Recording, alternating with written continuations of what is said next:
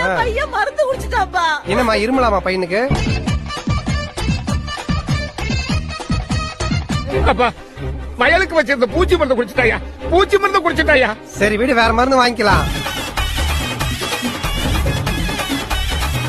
என் ராசா உன்னை மாறு மேலையும் தோல் மேலையும் போட்டு போட்டு வளர்த்தது. ஏமா மத்தவங்க நான் பேங்க்ல போட்டா வளர்க்குறாங்க.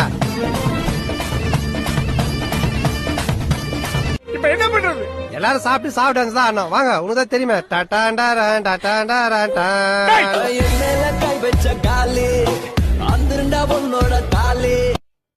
எல்லாரும் சந்தோஷமா இருக்கீங்க போல. வாங்க வாங்க மாப்பிள்ள பழிச்சிட்டாரு. அப்ப நான் யாரு?